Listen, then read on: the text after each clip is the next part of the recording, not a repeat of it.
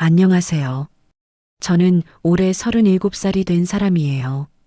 지금은 동해 어느 작은 바닷가 마을에서 혼자 살고 있고요. 한 회사 재무팀에서 일하고 있어요.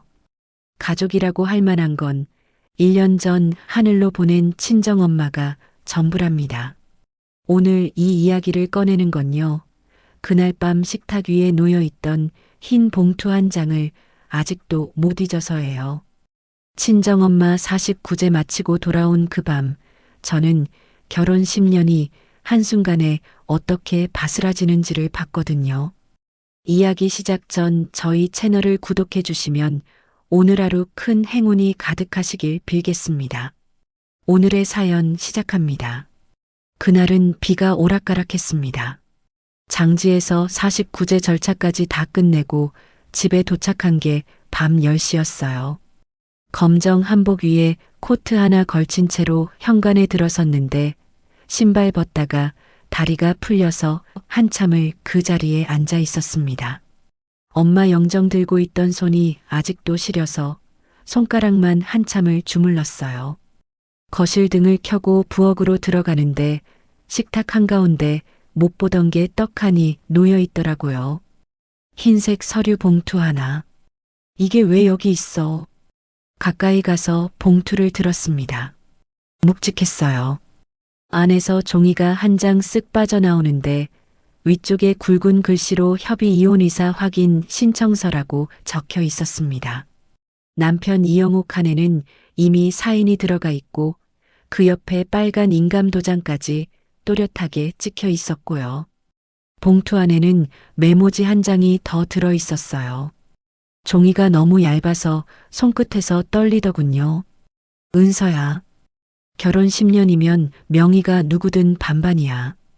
괜히 버티지 말고 조용히 도장 찍어.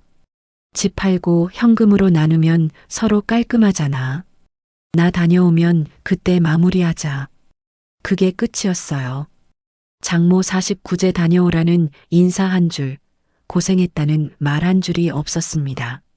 결혼 10년 동안 한 이불 덮고 잤던 그 사람이 친정엄마 마지막 보내드리고 돌아온 밤에 식탁 위에 던져놓은 게 종이 한 장이었던 거죠. 손에 힘이 풀려서 메모지가 식탁 위에 툭 떨어졌어요. 저는 그대로 서재로 갔습니다. 머리는 멍한데 발은 막 움직이더라고요. 부부가 같이 쓰던 데스크톱이 있었는데 비밀번호가 자동 저장돼 있어서 엔터만 누르면 그냥 열렸어요. 평소에 자기 메일이고 메신저고 안 잠그는 사람이었거든요. 본인이 떳떳해서 그러는 줄 알았는데 알고 보니 머리가 거기까지 안 돌아갔던 거였습니다. 브라우저 탭이 그대로 떠 있었어요. 괌 제이리조트 오션뷰 스위트 2인 5박 6일 패키지 예약 확인. 날짜를 봤습니다. 출발일이 오늘 오후 2시. 제가 장지에서 향을 사르고 있던 그 시간에 남편은 인천공항 게이트에서 캐리어를 끌고 있었던 거예요. 스크롤을 더 내렸습니다.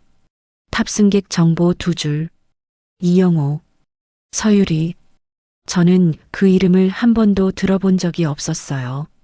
머리가 핑 도는데 손은 자동으로 다음 탭을 열고 있었습니다. 메신저 PC 버전이 그대로 로그인돼 있었고 시어머니 박현숙 카톡방이 가장 위에 떠 있었어요. 마우스를 그 위에 올려놓고 한참을 망설였습니다. 엄마 49제 다녀와서 시어머니 카톡방을 여는 며느리가 세상에 어디 있어요. 그런데 그날 밤은 손가락이 제 의지대로 움직이질 않았습니다. 클릭했어요. 가장 최근 대화가 새벽이었습니다. 영호야. 사람 기운 빠졌을 때 밀어붙여야 한다. 49제 끝나고 들어오면 정신없을 거 아니냐. 그때 도장부터 받아. 엄마 식탁에 서류 올려놨어요. 메모도 남겼고요. 보면 알아서 겁먹겠죠. 잘했다. 결혼 10년이면 명의가 누구든 반반이야. 법이 그런 거야. 집 팔게 만들어. 돈 들어오면 이 어미가 챙겨줄 테니 넌 손대지 마. 네. 그 돈 며느리 손에 쥐어주면 안 된다. 한 번 쥐면 다 친정 쪽으로 새나가. 죽은 사람 뒤치다꺼리에 또 돈 쓸라. 내 엄마 다녀와서 바로 연락할게요. 그래, 잘 다녀와라. 유리한테 한복이라도 한 벌 해 입혀. 우리 집 사람들 애인데 그 정도는 해줘야지. 한복. 저는 그 두 글자에서 더는 못 봤어요. 마우스 휠을 굴리던 손가락이 그대로 멎었습니다. 엄마 마지막 가는 길에 한복 한 번 못 입혀드린 사람이 저였어요. 검정 한복 한 벌 빌려서 상복으로 입고 그것도 49제 끝나자마자 반납해야 한다고 새벽부터 챙겼던 사람이 저였거든요. 그런데 그 사이에 남편은 알지도 못하는 그 여자한테 한복을 해 입히고 있었다는 거예요. 의자에서 일어났습니다. 다리가 후들거리는데도 발은 똑바로 안방으로 향했어요. 침대 옆 협탁 두 번째 서랍. 평소엔 잘 안 열어보는 작은 금고. 비밀번호를 누르고 안을 들여다보니 결혼 전부터 모아두었던 등기필증 한 묶음이 그대로 있었어요. 낡은 갈색 노끈으로 묶어둔 그 종이 뭉치를 꺼냈습니다. 이 아파트, 결혼 1년 전 직장 5년차 동안 모은 돈에 친정엄마가 보태주신 돈을 더해서 단독 명의로 산 집이었어요. 결혼하면서 남편이 같이 들어와 산 거지.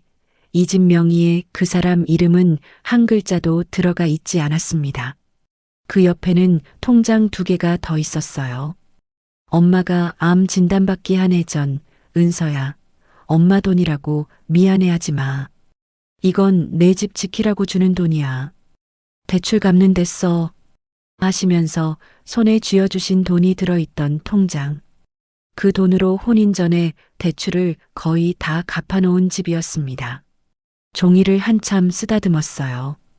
엄마 손때가 묻은 것 같아서 거기 잠깐 코를 갖다 대고 숨을 들이쉬었습니다. 아무 냄새도 안 나는데 자꾸 엄마 냄새가 나는 것 같아서 저는 그 자리에 무릎을 꿇었어요. 거실 한쪽에 모셔둔 엄마 영정을 들고 와서 그 앞에 앉았습니다. 검정 액자 너머에서 엄마가 평소처럼 웃고 계시더라고요. 그 얼굴을 보다가 저는 그날 처음으로 짐승 같은 소리를 냈어요. 엄마 나 이제 어떡해. 목을 누르고 울었습니다. 옆집에 들릴까봐 입을 막고 울었어요. 49제 내내 한 번을 안 울었던 사람이 식탁 위 종이 한 장 때문에 울었습니다. 장례식장이 떠올랐어요. 상주실 한쪽에 다리를 쭉 뻗고 코를 골며 자던 남편. 문상객들이 들어오는데도 입 벌리고 자던 그 옆모습. 부조금 봉투를 추리던 새벽 시어머니 이름으로 들어온 봉투 안에는 5만 원짜리 한 장이 달랑 들어 있었어요. 그것도 본인이 오지 않고 동서편에 보낸 거였습니다. 형님, 어머님이 허리가 많이 아프시대요. 오늘은 도저히 못 오시겠다고 이거라도 전해드리래요. 동서가 봉투를 내밀면서 눈도 못 마주치더라고요. 저는 그냥 고개만 끄덕였어요. 친정엄마가 평생을 일해서 시집 보낸 딸이었습니다. 그 딸 시어머니가 사돈 가는 길에 부의금 5만 원이었어요. 그게 한 달 전이었습니다. 한 달 전에 그 봉투 보낸 사람이 한 달 뒤에 제 집 절반을 노리고 있었던 거예요. 울음이 잦아드는데 시간이 한참 걸렸습니다. 1시간쯤 지났을까요? 어느 순간 눈물이 더는 안 나오더라고요. 눈은 따끔따끔하고 속은 메쓱거리는데 머릿속은 이상하게 차분해졌어요. 저는 회계 일을 10년 했습니다. 회사에서 사람들이 그러더라고요. 김 과장 한 번 앉으면 끝장 볼 때까지 안 일어난다고. 한 번 자리에 앉으면 숫자가 안 맞을 때까지 안 일어나는 사람이라고요. 그날 밤 그 회계 과장 머리가 다시 돌아가기 시작했어요. 영정 앞에서 노트북을 열었습니다. 먼저 2가지를 검색했어요. 특유재산 판례, 그리고 이혼 재산분할 전문 변호사 강남. 화면이 환해지면서 활자가 쭉 떠오르는데 그 줄들이 또렷하게 눈에 들어왔어요. 혼인 전에 본인 명의로 취득한 부동산은 원칙적으로 특유재산이고 배우자가 가치 증가에 기여한 사실이 입증되지 않는 환분할 대상이 되지 않는다. 식탁 위 메모에 적혀 있던 그 두 글자가 법적으로 처음부터 성립이 안 되는 헛소리였던 겁니다. 노트북 위에서 손가락을 멈췄어요. 엄마 영정을 다시 봤습니다. 사진 속 엄마는 여전히 웃고 계셨고 저는 그 앞에서 처음으로 입을 열었어요. 엄마, 이번엔 나 그냥 안 넘어갈 거야. 목소리가 떨리지 않았습니다. 이 집은 엄마가 나 지키라고 준 집이잖아. 그 사람들 손에 절대 안 넘겨. 엄마, 이번엔 내가 지킬게. 저는 그날 밤 한숨도 못 잤습니다. 대신 메모지에 세 줄을 적었어요.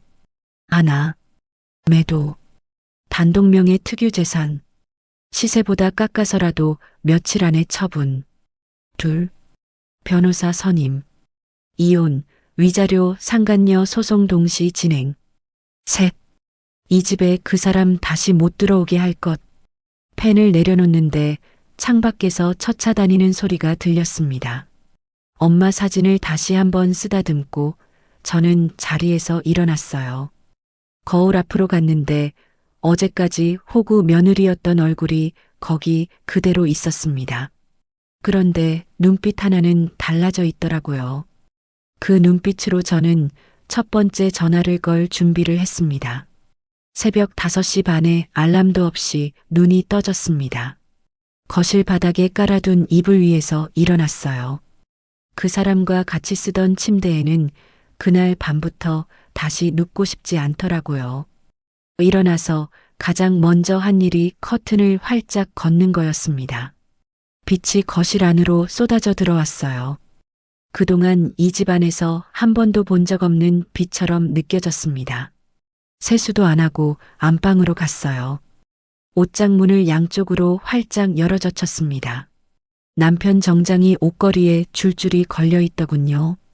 한 벌에 300만 원 한다고 자랑하고 다닌 이태리 브랜드. 어머님이 우리 영우 같은 사람은 옷이 곧 명함이라며 결혼 첫 해부터 시즌마다 한 벌씩 사줬던 그 양복들입니다. 그 옆에는 골프채 세트, 풀세트로 800만 원짜리. 결혼 5년 차에 그 사람이 회사 임원들이랑 어울리려면 이거 정도는 들어야 한다고 했고 어머님이 옆에서 은서야 남자는 폼이 반이다 했던 그 골프백이요. 저는 손잡이를 잡고 양복 한 벌을 그대로 끄집어냈습니다. 거실로 던졌어요. 두 번째 양복, 세 번째 양복, 네 번째 양복, 명품 셔츠도, 명품 벨트도, 명품 구두도 한 짝씩 거실 바닥에 던졌습니다. 골프백은 끌고 나와서 그대로 거실 한가운데 눕혔어요.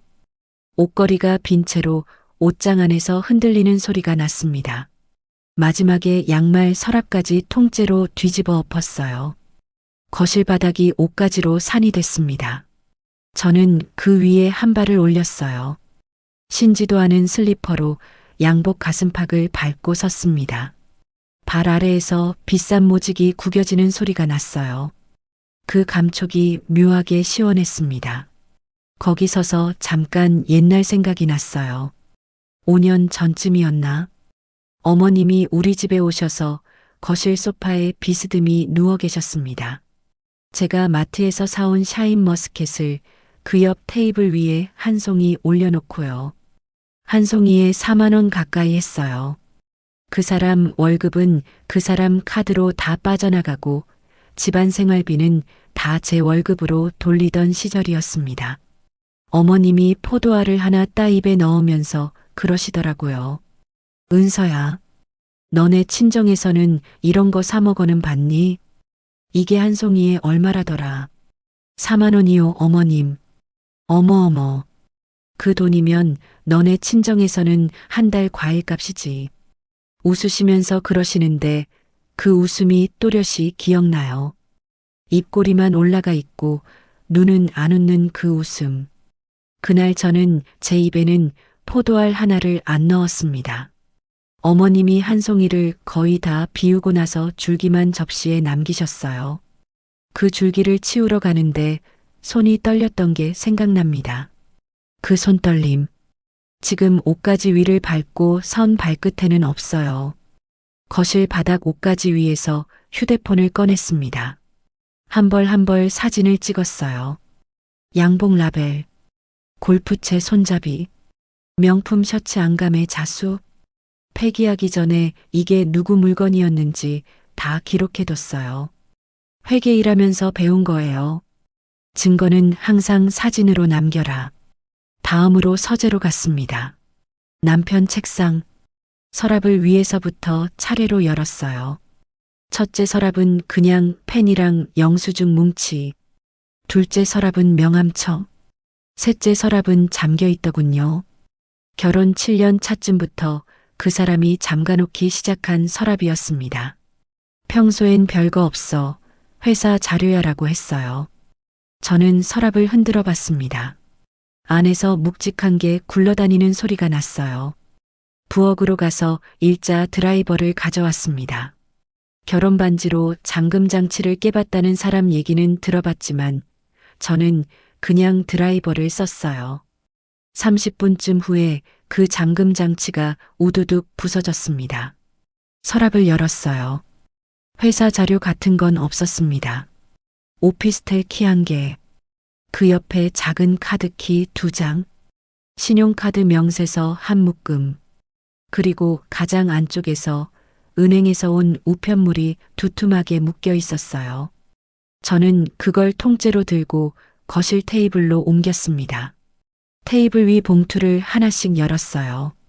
신용카드 명세서를 봤습니다. 청담동 한 한식주점, 압구정 어느 호텔 식음료, 청담동 백화점 명품관, 한 달 사용액이 1,000만 원을 넘는 달도 있었어요. 그 돈이 어디서 났는지 저는 알지 못했습니다. 그 사람 월급으로는 절대 이렇게 못 써요. 다음 봉투, 증권사 거래 내역서였어요. 날짜를 봤습니다. 작년 여름, 엄마가 항암 치료받기 시작한 직후, 저는 그때 회사에 양해를 구하고 엄마 병원에 거의 매일 출근하다시피 했어요. 그러면서 그 사람한테 부탁한 게 하나 있었습니다.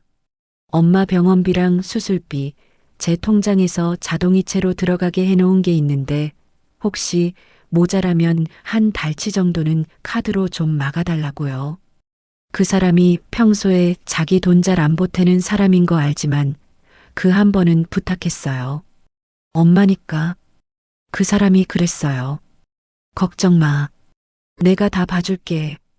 영수증 모아둘 테니까 너는 어머님이나 잘 받으려. 그 말을 믿었습니다.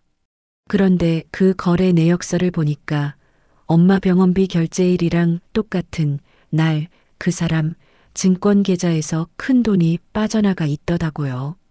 한 번도 아니고 2번도 아니었어요. 항암 한 달치, 수술 한 차례. 그 돈이 들어가야 할 자리에서 그 사람은 그 돈을 빼서 주식 옵션 같은 데에 집어넣고 있었습니다.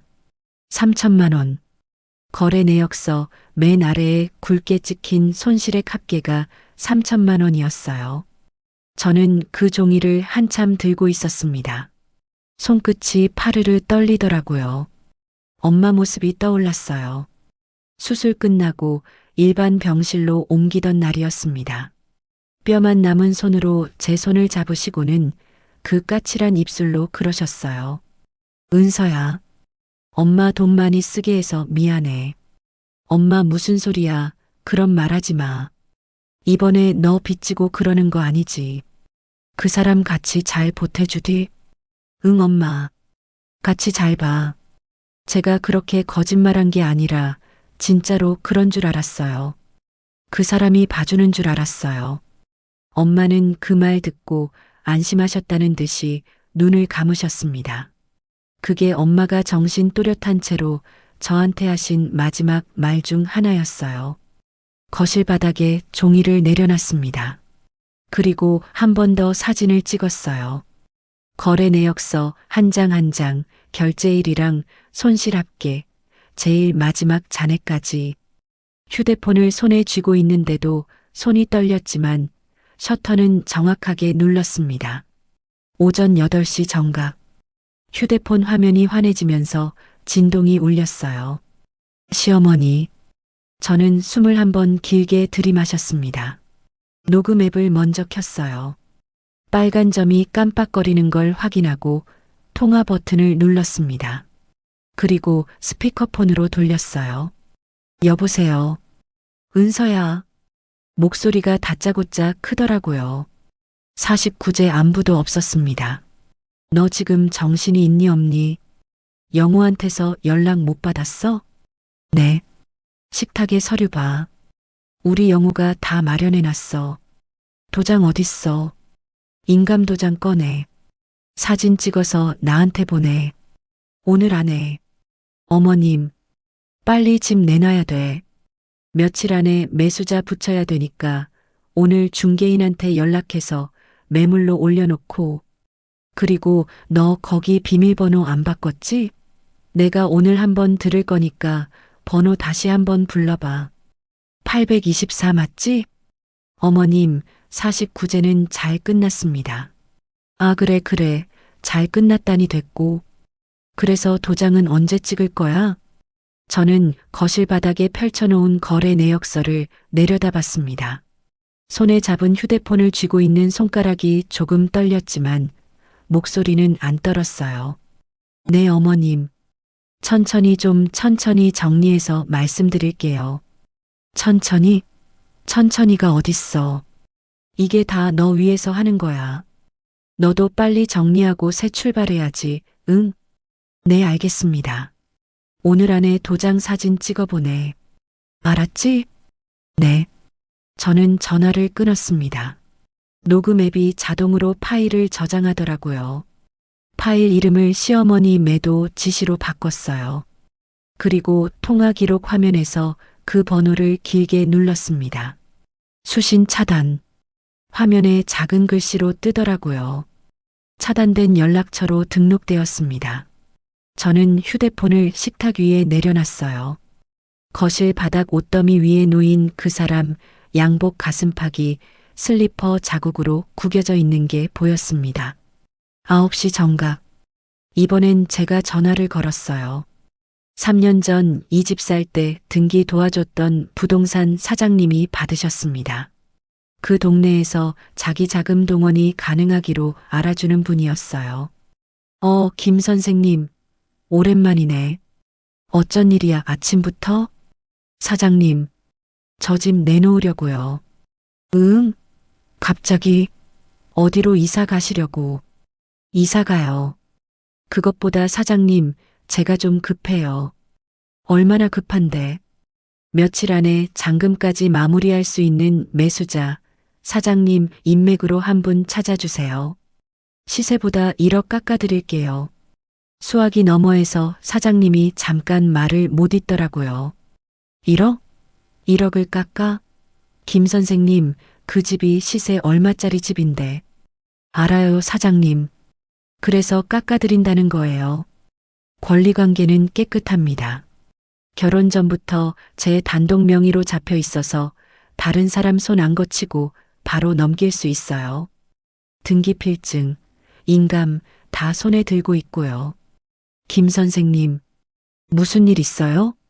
사장님, 네. 제가 지금은 말씀 못 드려요. 그런데 사장님이 평소에 저 어떤 사람인지 아시잖아요. 제가 헛소리할 사람 아닌 거. 며칠 안에 처리만 깨끗하게 도와주시면 사장님이 직접 가져가셔도 좋습니다. 전화기 너머에서 짧은 침묵이 흘렀어요. 제가 갈게요. 네. 제가 직접 매입할게요. 법무사 데리고 그쪽으로 갈 테니까 11시까지 댁에 계세요. 네, 사장님. 기다리고 있을게요. 전화를 끊고 저는 거실 바닥에 다시 앉았습니다.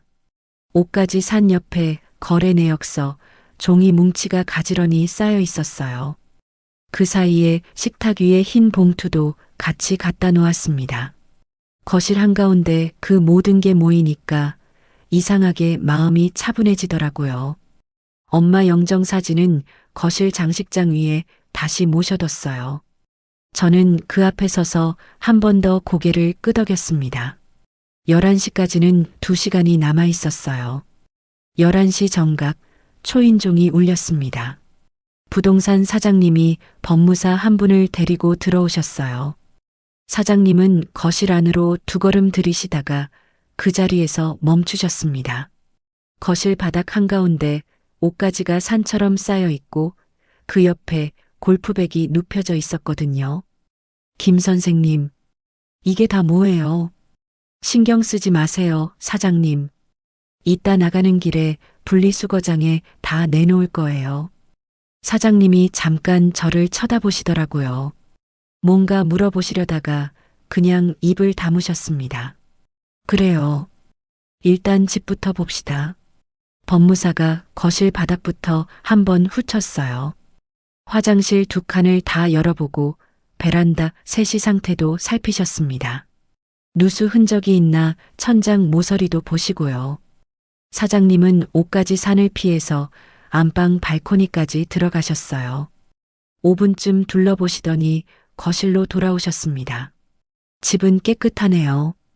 손볼 거 거의 없어요. 권리관계는요? 인감증명서랑 등기필증 좀 봅시다. 저는 미리 갈색 노끈 묶음을 풀어 식탁 위에 다 펼쳐놨었어요. 인감증명서는 오늘 아침 9시 50분에 동주민센터 갔다가 떼왔습니다. 발급 시간이 분 단위로 찍혀 있는 거 좋아하시거든요. 법무사분이 종이를 한 장씩 넘기시면서 고개를 끄덕이셨어요. 단독명에 그대로네요. 근저당도 깨끗하고. 사장님이 그 옆에서 짧게 한숨을 쉬셨습니다. 김 선생님, 정말 1억을 깎으시려고요? 네, 사장님. 제가 이 동네에서 30년을 했는데 이런 매물을 이 가격에 받아본 적이 없어요. 그 대신 조건이 하나 있어요. 말씀하세요. 이틀 안에 잔금까지 끝내주세요. 잔금 들어오는 그 시각에 소유권 이전 등기까지 접수하시고 그 자리에서 열쇠 받아가시는 걸로요. 특약사항에 그대로 적어 넣을 거예요. 법무사분이 안경을 한번 올리시더라고요. 이틀이요? 네. 김 선생님은 이게 본업이세요? 매도 조건 정리하시는 게 저 회계과장입니다. 아이고. 사장님이 작게 웃으시면서 손사래를 치셨어요. 하긴 김 선생님이 어디 보통 사람이세요. 좋아요. 그렇게 갑시다. 어차피 제 돈으로 가져가는 거니까 결제는 제가 맞춰드릴 수 있어요. 계약서를 펼치셨습니다. 법무사분이 한 줄 한 줄 부르시고 사장님이 받아 적으셨어요. 매매대금, 계약금, 중도금 생략, 잔금일. 특약사항 칸에는 제가 부른 그대로 들어갔습니다. 잔금 지급과 동시에 소유권 이전 등기 접수, 그리고 같은 날 주택인도. 매도인은 매도일까지 본인 짐을 모두 반출한다. 매수인은 매도일 당일부터 자유롭게 공사 가능. 공사요? 네. 제가 인테리어 한번 새로 갈아엎으려고요. 이참에 다. 저는 그 말을 듣고 잠깐 손을 멈췄어요. 그러다가 그냥 인감도장을 꺼냈습니다. 빨간 인주에 한번 찍고 계약서 매도인 칸에 또박또박 눌렀어요. 도장 자국이 종이에 선명하게 박히는 그 순간 가슴 어딘가에서 묵은 매듭 하나가 툭 풀리는 느낌이 들었습니다. 수고하셨습니다. 사장님이 손을 내미셨어요. 저도 그 손을 잡았습니다. 손이 따뜻하더라고요. 이틀 뒤에 봬요, 사장님. 사장님이랑 법무사분이 나가시고 저는 그날 오후 곧장 포장이사 센터에 전화를 걸었어요. 이틀 안에 짐을 빼야 한다고 했더니 담당자가 일정이 꽉 차 있다며 난색을 표하시더라고요. 웃돈 얹어드릴게요. 아, 그러시면 가능할 수도 있는데요. 일반 패키지 말고 프리미엄 긴급 패키지로 가셔야 됩니다. 네, 그걸로 하겠습니다. 모레 아침 8시까지 트럭 2대 보내주세요. 짐은 일단 보관 창고로 갑니다. 보관 기간은요? 6개월 일단 잡아주세요. 그쪽에서 더는 안 물으시더라고요. 손님이 단호하면 사람들이 묻는 걸 멈춥니다. 그걸 그날 처음 알았어요. 이틀이 어떻게 지나갔는지 저도 잘 기억이 안 나요. 낮에는 이삿짐 분류 목록을 만들고 밤에는 변호사 사무실 2곳에 면담 일정 메일을 보냈어요. 1시간 자고 2시간 일하고 새벽엔 통장 계좌 정리하고 비밀번호 다 바꿨습니다. 그 사람이 자기 이름 적어놨던 비상 연락처도 다 지웠어요. 장금일 아침이 왔습니다. 8시 정각에 트럭 2대가 도착했어요. 인부들 5분이 거실로 올라오셨습니다. 작업 반장 한 분이 종이를 한 장 꺼내며 물으셨어요. 사모님, 빼는 짐이랑 두는 짐 좀 알려주세요. 네, 반장님. 이쪽으로 오세요. 저는 안방부터 시작했습니다. 여기 침대, 옷장, 화장대 다 안 가져갑니다. 그냥 두세요. 매수자분이 알아서 처리하시기로 했어요. 네, 두세요. 가구를 다 두고요? 네. 부엌도 마찬가지예요. 식탁, 의자, 거실 소파 전부 안 가져갑니다. 반장님이 잠깐 저를 쳐다보시고는 고개를 끄덕이셨어요. 가져가실 거는요?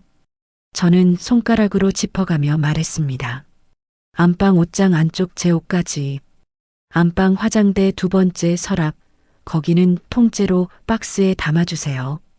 거실 책장 맨 위에 흰 보자기로 싸놓은 거 친정엄마 유품이에요. 그건 따로 박스 하나에 따로 모아주세요.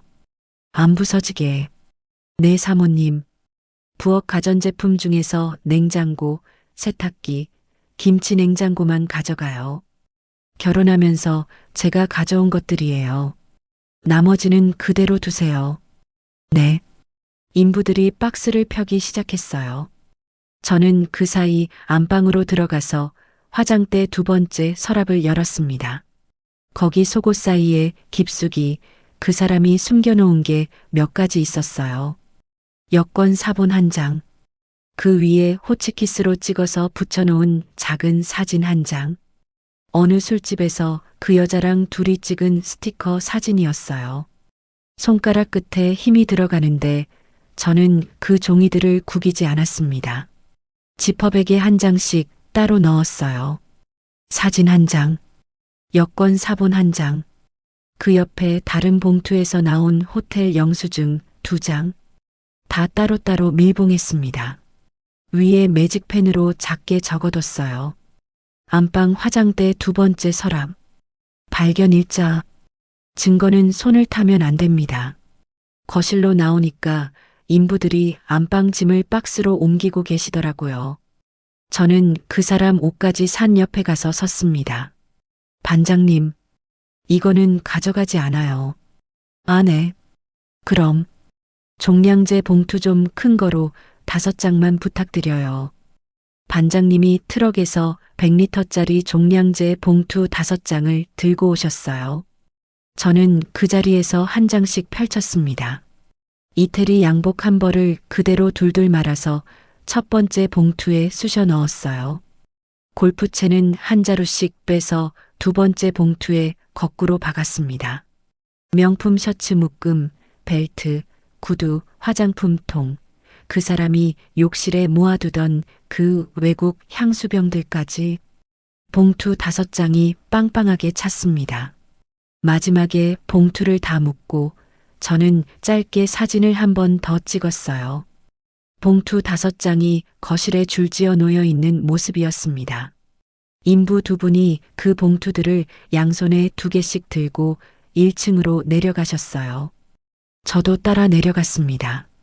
분리수거장 한쪽 구석, 종량제 봉투 모아두는 자리, 봉투 5장이 거기 차곡차곡 쌓였어요. 가장 위 봉투 안에서 골프채 손잡이가 비닐을 뚫고 살짝 삐져나와 있었습니다. 저는 그걸 한참 봤어요. 10년이었습니다.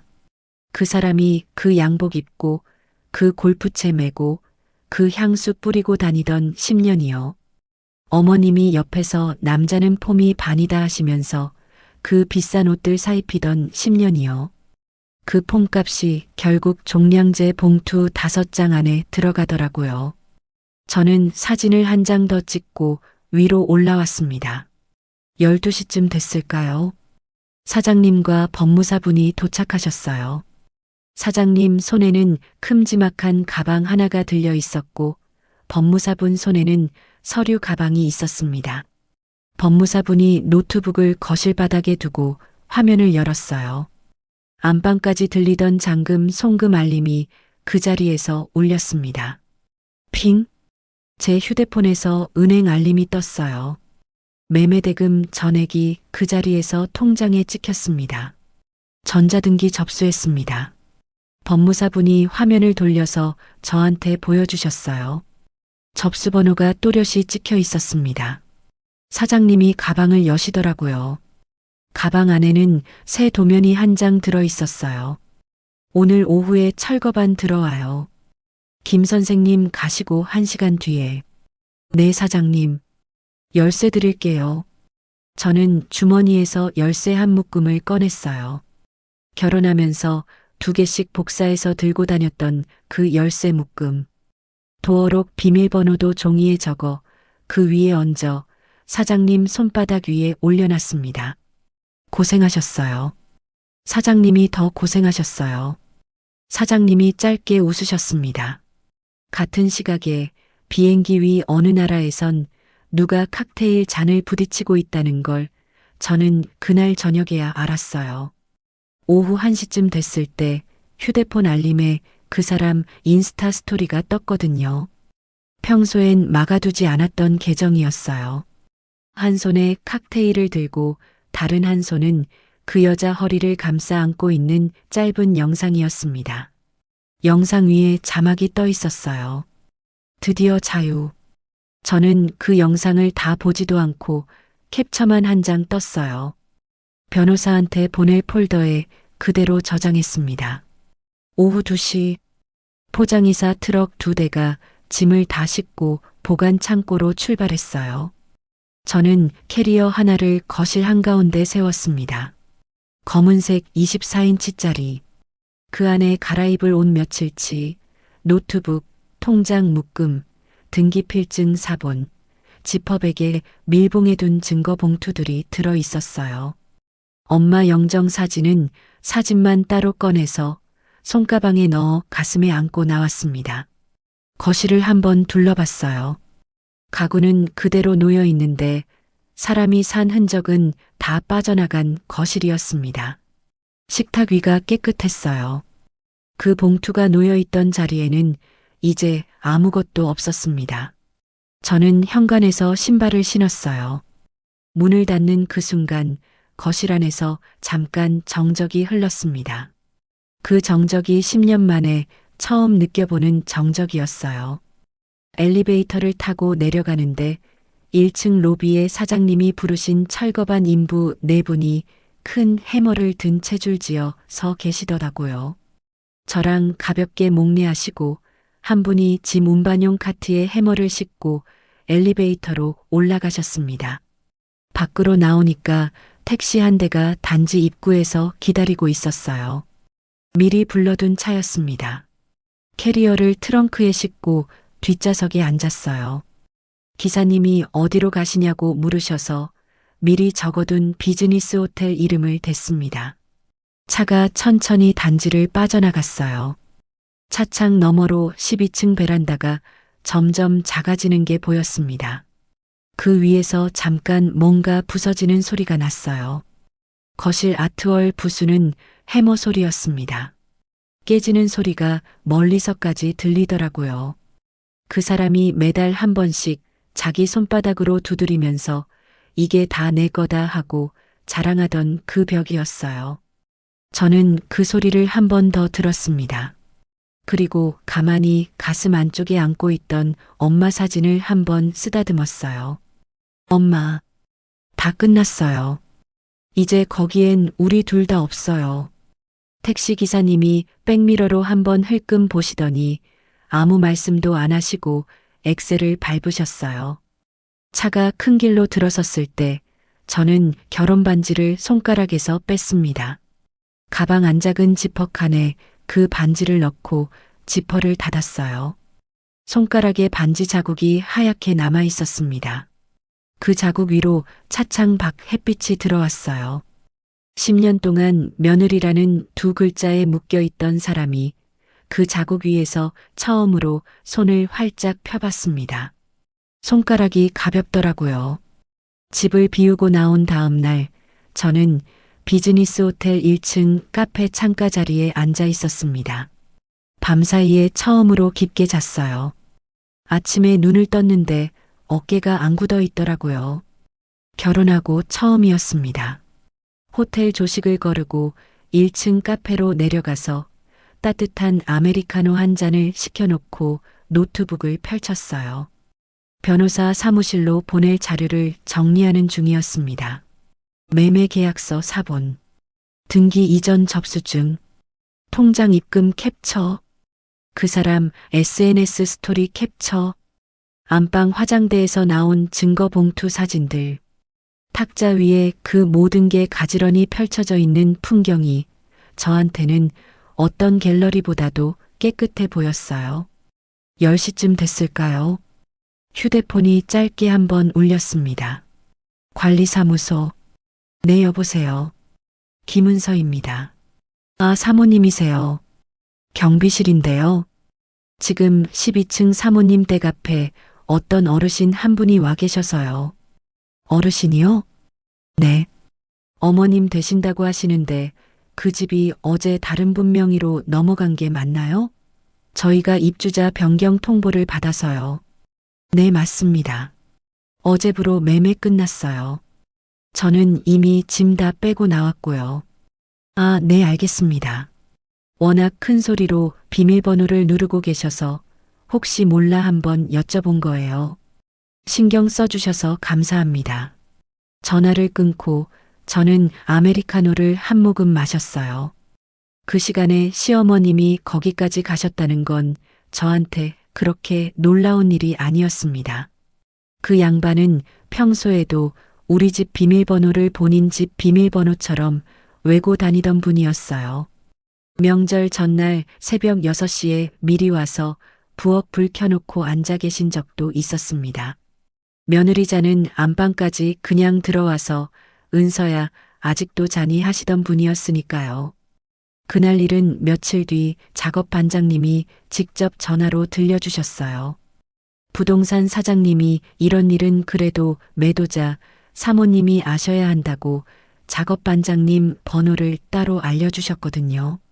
작업 반장님이 한참 웃으시면서 그러시더라고요.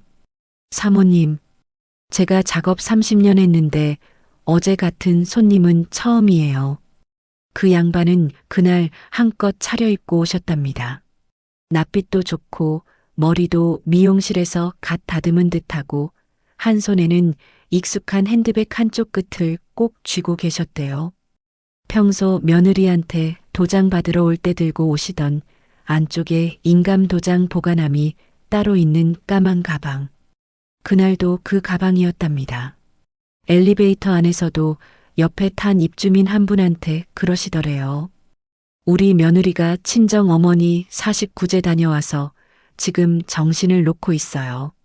사람이 약할 때 가족이 옆에 있어줘야지.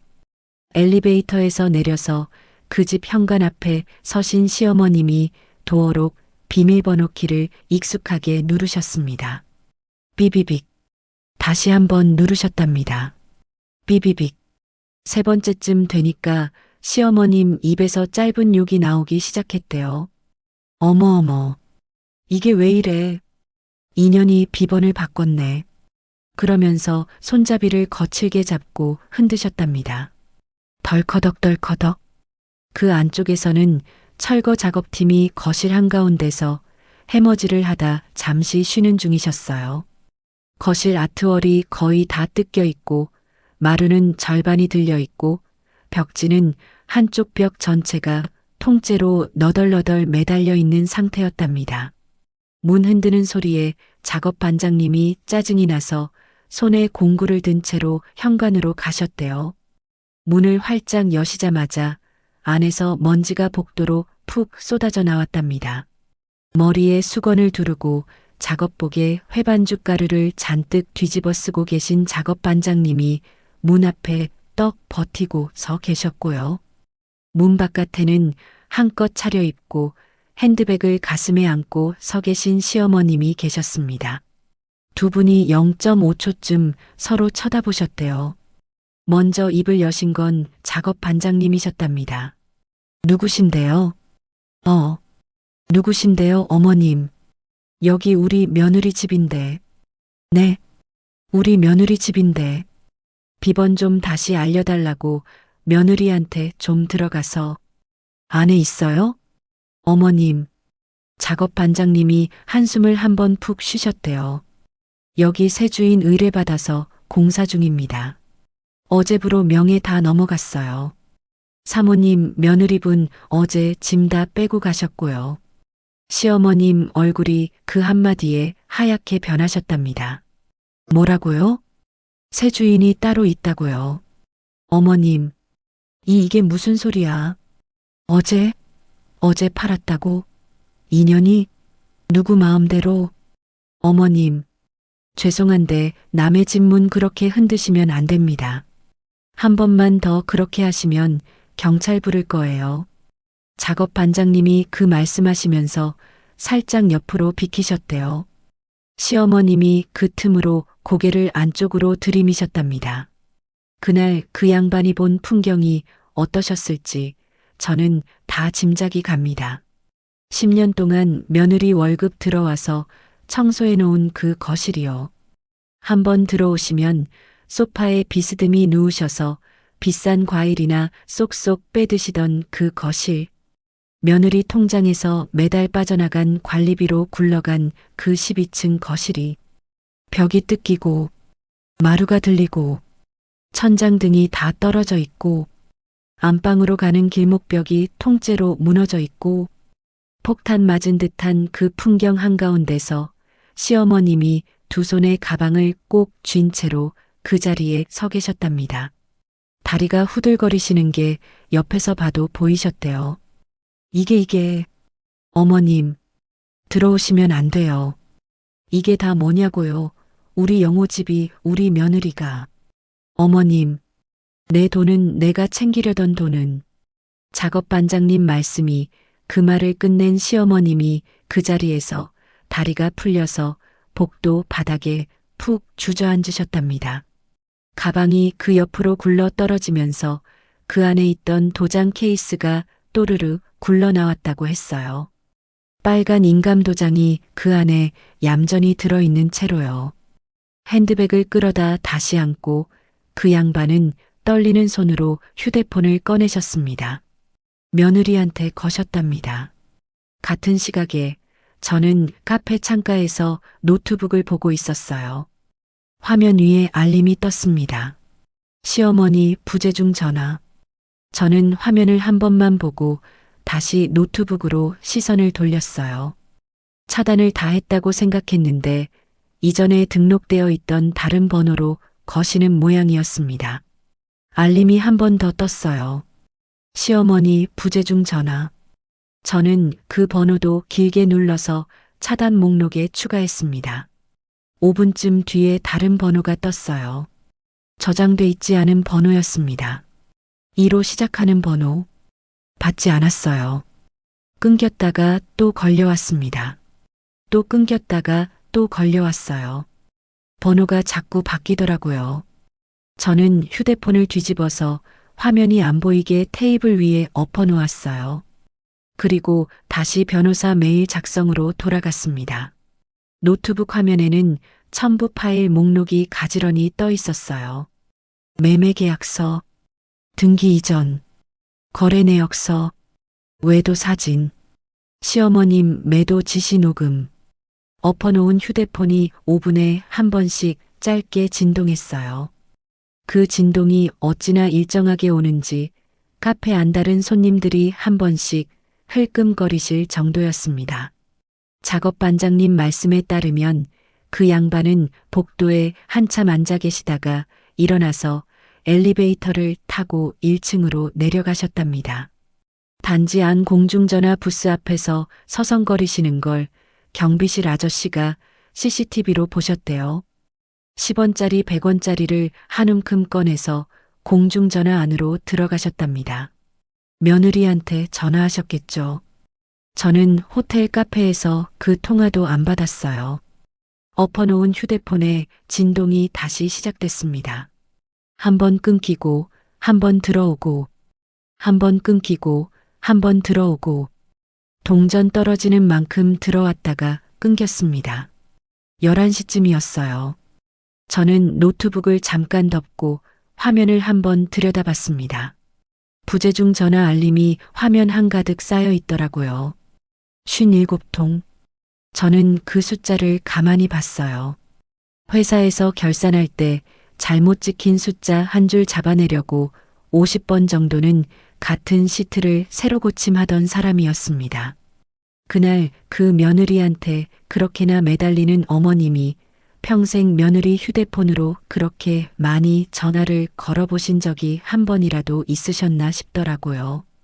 49제 끝나고 그날 밤에는 안부 전화 한 통이 없었습니다. 엄마 항암 시작하던 그 여름에는 위로 한 통이 없었어요. 그런데 집이 팔렸다는 그 한 가지에는 57통을 거셨다는 거예요. 저는 한 번도 답하지 않았어요.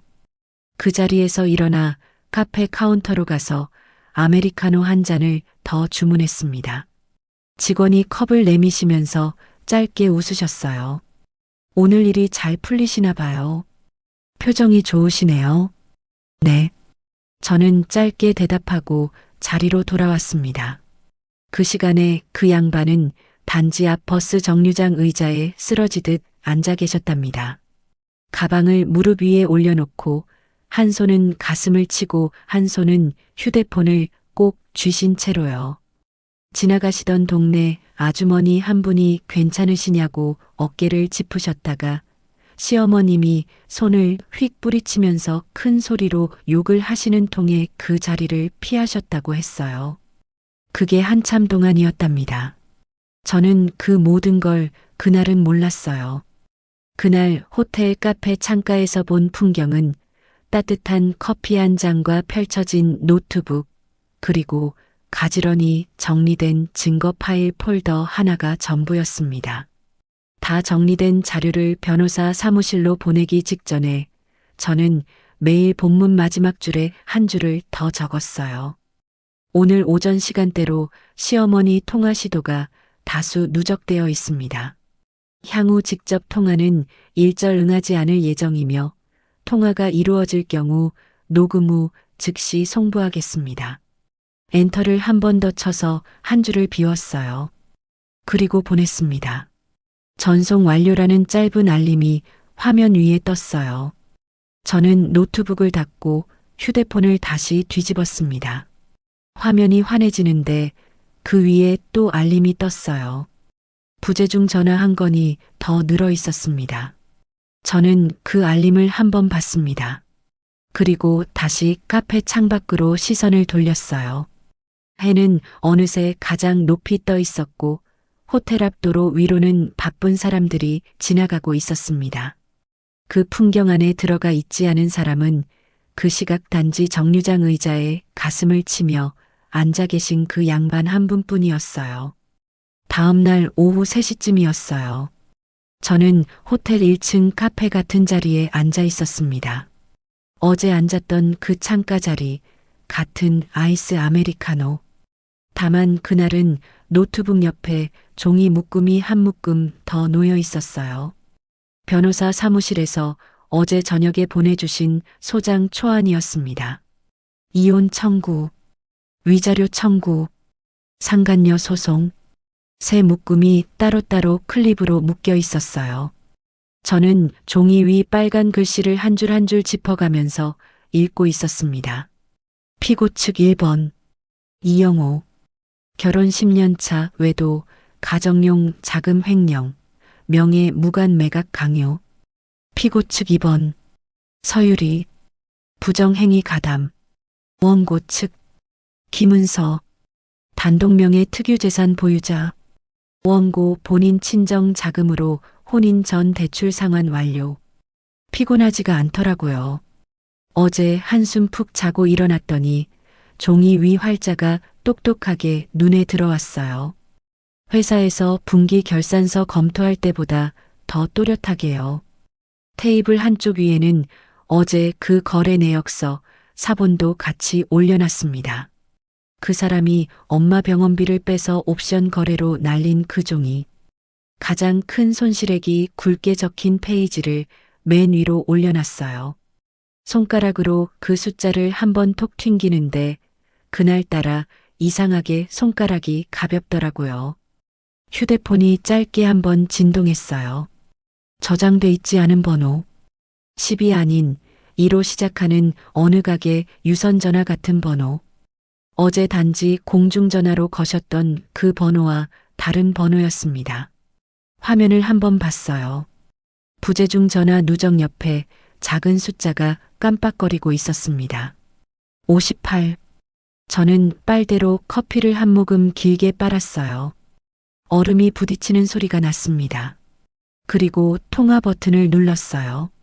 스피커폰 모드로 바꿔서 휴대폰을 테이블 한가운데 엎어두지 않고 똑바로 세웠습니다. 옆 테이블에 사람이 없는 걸 확인하고요. 녹음 앱은 미리 켜져 있었어요. 여보세요. 내년. 수화기 너머에서 첫 마디가 그렇게 나오더라고요. 내년. 너 어디 있어? 응? 어디로 도망갔어? 내가 어제 몇 번을 걸었어. 거의 60통이야, 60통. 너는 사람이야, 짐승이야. 죽으면 죽었지, 어디로 도망을 가. 그 집을 내년이 무슨 권리로 팔아치워. 응? 그 집은 우리 영호 집이야. 우리 영호 집. 명의는 잠깐 너한테 빌려둔 거지. 그게 어떻게 내 거야. 저는 가만히 듣고만 있었어요. 결혼 10년이야, 10년. 명의가 누구든 결혼 10년이면 반반이라고 내가 몇 번을 말해. 절반은 우리 거다, 우리 거. 그 돈 내놔. 지금 당장 내놔. 누구 마음대로 1억씩 깎아 팔아? 너 양가 부모한테 그렇게 배웠어? 내 어미가 그렇게 가르쳤어? 거기서 손가락에 잠깐 힘이 들어가더라고요. 저는 거래 내역서 종이를 한 번 더 가볍게 톡 튕겼어요. 종이가 살짝 움직이면서 그 위에 적힌 그 사람 증권 계좌번호가 햇빛에 잠깐 반짝거렸습니다. 수화기 너머에서 욕이 계속 쏟아졌어요. 너 그 집 비밀번호 누구 마음대로 바꿨어. 내가 거기 시험이 자격으로 들어가는 게 왜 못 들어가. 그래, 좋아. 다 좋아. 그래도 절반은 내놔. 한 푼이라도 내놔. 너 그렇게 안 하면 우리 영호 가만 안 둬. 너 가만 안 둔다. 내가 사돈 산소까지 파헤쳐서라도 받아낼 거야. 엄마 산소를 들먹이시는 그 한마디가 나온 순간 저는 빨대를 입에서 떼고 컵을 테이블 위에 가만히 내려놨어요. 수화기 너머에서 잠깐 숨이 가쁘셨는지 호흡 소리만 들렸습니다. 허 하시는 그 숨소리가 어제 단지 정류장에서 가슴을 치셨다는 그 양반 숨소리 같았어요. 악다구니가 잦아들기까지 한 1분쯤 걸렸을까요? 저는 그 1분을 기다렸어요. 회사에서 거래처 사장이 전화통 잡고 소리 지르실 때도 저는 그분 숨이 다 빠질 때까지 기다리던 사람이었습니다. 빈 가슴팍에 대고 말해봐야 들리지가 않거든요. 마지막 욕이 끊긴 자리에서 제가 입을 열었습니다. 어머님. 응? 전화 잘못 거셨네요. 뭐? 전화 잘못 거셨다고요. 수화기 너머가 잠깐 멈췄어요. 저 이혼 서류 잘 받았습니다. 그 집은 제 명의예요. 어제 정당하게 팔았고요. 이혼 소송 들어갔습니다. 이 인연이 지금 뭐라고. 어머님. 저는 종이 한 장을 다시 손가락 끝으로 짚었어요. 그 집은 결혼 1년 전에 제가 제 돈으로 산 집입니다. 친정엄마가 보태주신 돈으로 혼인 전에 대출도 거의 다 갚았어요. 법에서는 이걸 특유재산이라고 부르더라고요. 그래서요. 결혼 10년이든 20년이든 그 집은 반반이 아니에요. 한 푼도 안 나가요. 야, 이년아. 어머님, 법이 그러면 다야? 법이 그러면 다냐고. 네, 법이 그러면 다예요. 한 푼도요. 어머님 손에 단돈 10,000원도 안 들어갑니다. 수학이 넘어가 잠깐 비명 같은 소리를 내셨어요. 무슨 말을 하시려고 했는데 말이 안 나오시는 듯 하는 소리만 길게 새어 나왔습니다. 저는 한 번 숨을 길게 들이마셨어요. 그리고 그 다음 말은 더 차분하게, 더 또박또박 했습니다. 어머님, 그리고 한 가지 더요. 우리 엄마 병원비 3천만 원이요. 그 돈 우리 엄마 항암이랑 수술비로 들어가야 했던 돈이에요. 그 사람이 제 부탁 받아놓고 그 돈을 자기 증권 계좌로 빼돌렸더라고요. 한 번도 아니고 두 번도 아니에요. 옵션 거래로 다 날리고 손실합계 그대로 어머님 댁 며느리 통장 잔액 자리에 푹 패여 있었어요. 수학이 넘어 숨소리가 거기서 한 번 멎었어요. 어머님, 아들 단속이나 잘하세요. 야, 50도 안 된 사람이 제 장모 병원비까지 훔쳐서 도박판에 갖다 부었어요. 그 돈을 그렇게 쓴 사람이 그 집 절반은 자기 거라고 사인해서 식탁에 던져놓고 괌으로 갔습니다. 어머님은요. 그런 아들 키워놓고 며느리 집 절반이 본인 노후 미천인 줄 알고 어제 우리 아파트 12층까지 핸드백 들고 올라오셨고요. 이 인연이 어머님 며느리 자리 끝났어요. 앞으로요. 그 좁은 빌라에서요. 그 아들이랑 평생 지지고 볶으면서 사세요. 그 아들 시집 보낼 며느리는 다시 없을 거예요. 어머님 같은 시어머니 모시고 살 사람도 다시 없을 거고요. 거기서 시어머님이 무슨 말을 하시려고 마지막 한 번 크게 소리를 지르셨어요. 이년아 너 두고 봐, 내가. 저는 화면에 떠 있는 빨간 종료 버튼을 그대로 눌렀어요. 뚝. 스피커폰이 꺼지고 카페 안에 흐르고 있던 잔잔한 피아노 음악만 남았습니다. 저는 휴대폰을 들고 통화 기록에서 그 번호를 꾹 눌렀어요. 차단 추가. 화면 위에 작은 알림이 떴습니다. 이 번호는 차단된 연락처로 등록되었습니다. 그 자리에서 동시 녹음이 자동 저장돼 있었어요. 파일 이름 칸을 손가락 끝으로 톡 두드리니까 수정 화면이 떴습니다. 제목 칸에 또박또박 적었어요. 심호 폭언 및 자백 통화 마이너스 산소 발언, 매각 권리 주장, 며느리 협박 포함, 저장. 그 통화 녹음을 메일에 첨부해서 어제 보낸 변호사 메일에 회신으로 다시 보냈습니다. 본문 한 줄만 적었어요. 어제 보내드린 자료에 음성 파일 한 건 추가합니다. 산소 언급 부분 강조 부탁드립니다. 전송을 클릭하니 화면에 전송 완료 알림이 짧게 뜨고 사라졌어요. 저는 노트북을 닫았습니다. 같은 시각에 어디선가에서는 길바닥에서 뚝 끊긴 수화기를 손에 쥔 채 어떤 양반이 부들부들 떨고 계셨겠지요. 그 양반이 평생 며느리한테 호령하며 살아온 그 모든 시간이 그 한 통의 전화 안에서 박살이 났을 거고 가 충격에 뒷목을 잡고 그 자리에 쓰러지셨다고 며칠 뒤 동네 아주머니들 사이에 소문이 돌더라고요. 저는 그 소문도 변호사 자료 폴더에 한 줄로 메모해뒀습니다. 같은 시각에 제 변호사 사무실에서는 그 사람 회사 주소와 그 여자 회사 주소를 정리하고 계셨어요. 오후 4시쯤 사무장님이 전화를 주셨습니다. 사모님, 이영호 씨와 서유리 씨 앞으로 소장과 내용 증명, 오늘 오후 일괄 발송 들어갑니다. 네, 부탁드려요. 내용 증명은 본인 회사 주소로도 한부같이 갑니다. 회사 인사팀 거쳐서 들어갈 수밖에 없는 구조예요.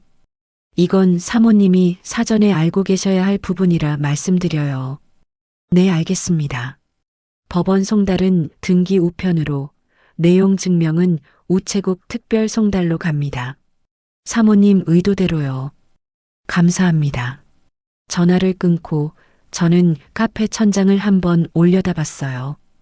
이혼 이자료 청구가 그 사람 회사 인사팀 책상 위로 올라가는 그 모습, 상간녀 소송 서류가 그 여자 회사 안내 데스크에서 사인을 받고 인사팀으로 옮겨지는 그 모습, 그 모든 게 그 시간부터 차곡차곡 진행되고 있었습니다.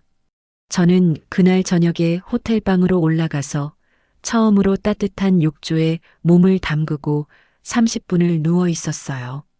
물이 식어가는 동안 욕조 옆 작은 선반에 엄마 사진을 세워뒀습니다. 사진 속 엄마가 그날따라 더 환하게 웃어주시는 것 같더라고요. 엄마, 오늘은 잘 막아냈어요. 저는 손등으로 한번 눈가를 닦았어요. 이제 그 사람 차례예요.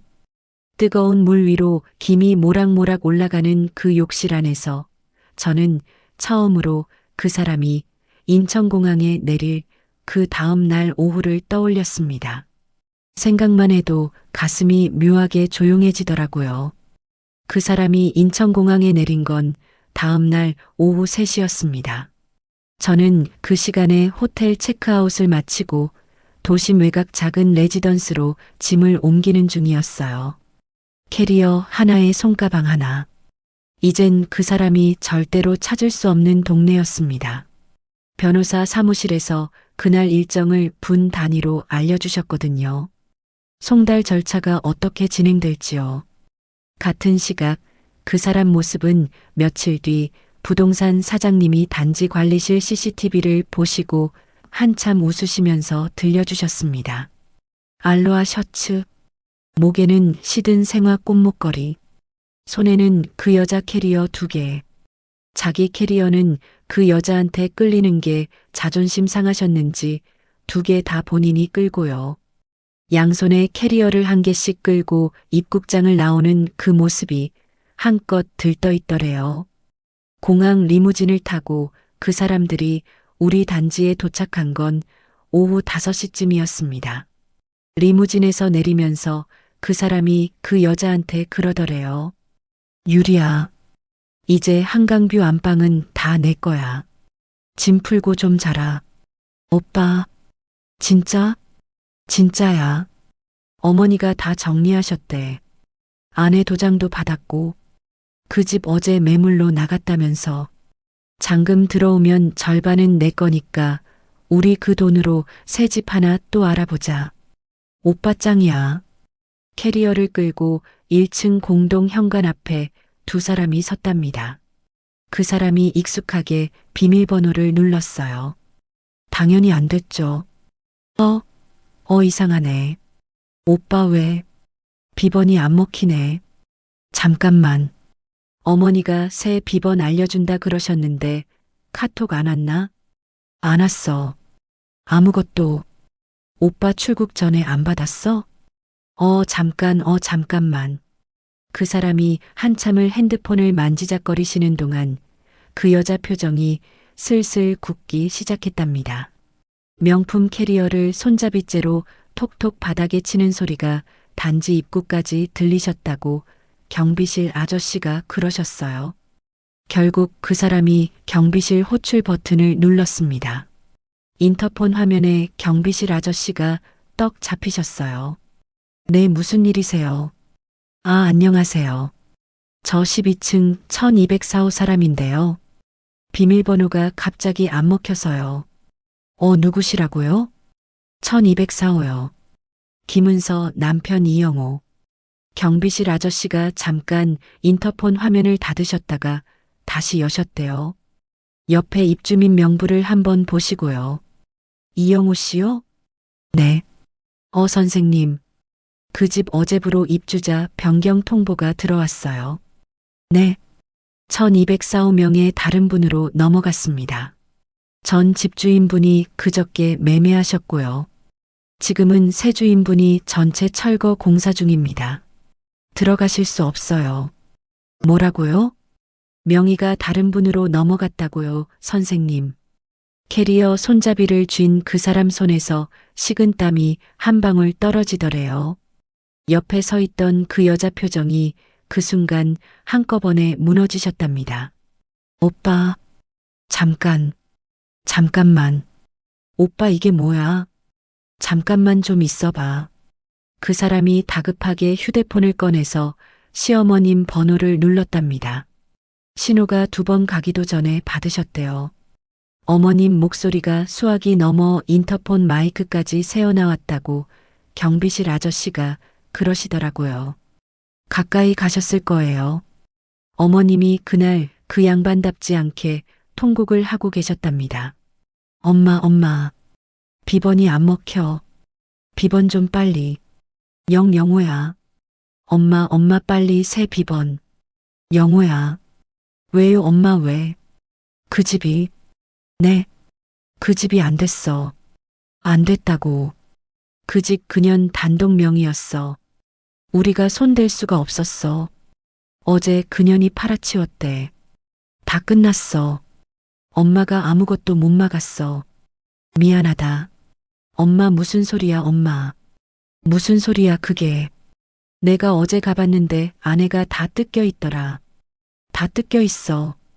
그 집이 이미 다른 사람한테 넘어가서. 수화기 너머에서 어머님 통곡이 길게 이어지셨답니다. 그 사람이 인터폰 앞에서 다리가 풀려서 자기도 모르게 캐리어 손잡이를 더 꽉 쥐었다고 했어요. 옆에 서 있던 그 여자는 그때까지도 상황을 다 못 알아들으셨답니다. 명품 캐리어 손잡이를 2손으로 끌어안고는 2 사람을 번갈아 쳐다보고 있었대요. 바로 그 순간에 그 사람 휴대폰이 한 번 더 울렸답니다.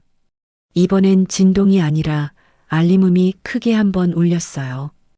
카톡 알림 같지 않은 묵직한 알림음. 화면을 본 그 사람 얼굴이 다시 한번 하얗게 변하셨대요. 법원 전자소송 송달 안내 사건 번호 555. 이혼 및 위자료 청구. 부정행위 위자료 청구. 피고 1 이영호. 피고 2 서유리. 그 사람이 그 알림을 멍하니 보고 있는 동안 옆에 서 있던 그 여자가 슬며시 그 사람 폰 화면을 들여다보셨답니다. 오빠, 이거 뭐야? 오빠 이거 뭐냐고. 피고 2가 누구야? 서유리 이거 나 아니야? 그 여자가 그 사람 손에서 휴대폰을 휙 낚아채셨답니다. 화면을 확대해서 보시는 그 여자 손가락 끝이 부들부들 떨리시는 게 단지 입구에 서 있던 다른 입주민 한 분도 보셨대요. 위자료 청구 금액이 그 여자 이름 옆에 또박또박 찍혀 있었답니다. 5천만 원. 그 여자가 그 숫자를 보신 순간이었어요. 들고 있던 명품 핸드백을 양손에 주시더니 그대로 그 사람 뒤통수를 후려치셨답니다. 퍽! 야, 이 새끼야. 유리야, 잠깐만. 잠깐만은 무슨 잠깐만이야, 이 사기꾼아. 유리야. 한강뷰 안방. 너 집도 없는 거였어, 이 새끼야. 다 내 거라며. 어머니가 다 정리하셨다며. 퍽! 명품 핸드백이 2번 더 그 사람 뒤통수를 후려쳤다고 했어요. 캐리어가 옆으로 우당탕 넘어갔답니다. 내가 너 같은 빈털터리 유부남인 줄 알았으면 만나기나 했을 것 같아. 그 손목시계도 가짜야 그치. 그 차도 리스지 내 거 아니지. 유리야 진짜 잠깐만. 닥쳐 이 새끼야. 그 여자가 들고 있던 명품 캐리어 손잡이를 휙 놓아버리시고는 그 사람 정강이를 구두 굽으로 한 번 세게 걷어차셨답니다. 굽이 뾰족한 명품 구두였어요. 그 사람이 그 자리에서 한쪽 무릎이 꺾여서 휘청거리셨대요. 우리 집 명품 가방 다 영수증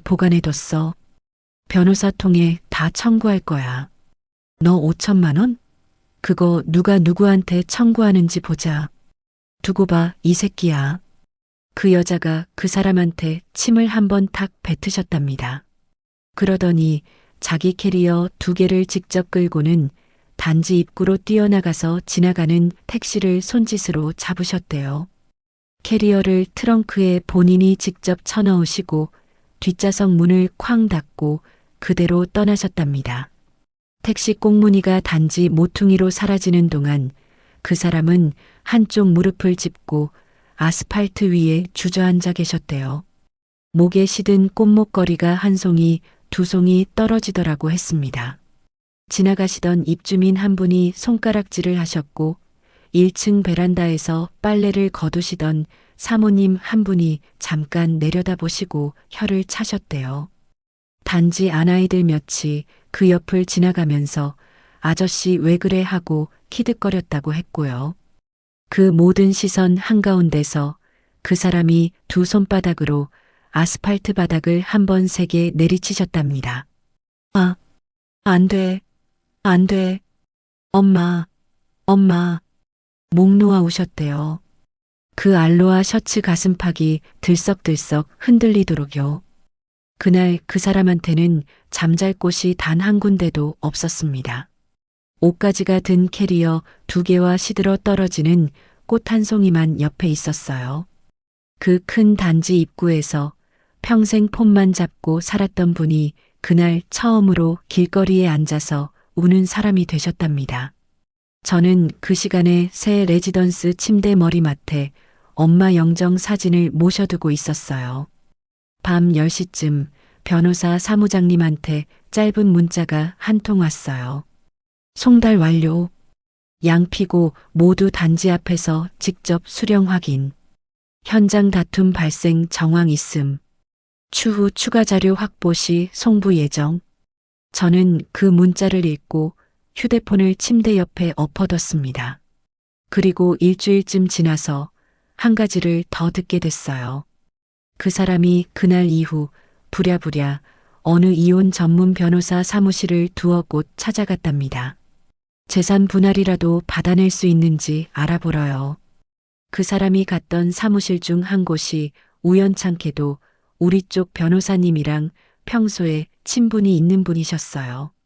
그 변호사님이 우리 쪽 변호사님께 이런 얘기를 전화로 흘리셨다고 합니다. 한 분이 오셨는데 이혼 청구 받았다고. 부인 명의 아파트가 결혼 전에 산 거랑 친정 자금으로 대출 다 갚은 거랑 다 서류 정리되어 있더라고. 특유 재산이 워낙 깨끗해서 분할 대상 자체가 안 된다고 말씀드렸어요. 매도건도 단독 명의자가 본인 권리로 한 거니까 다툴 자리가 없다고요.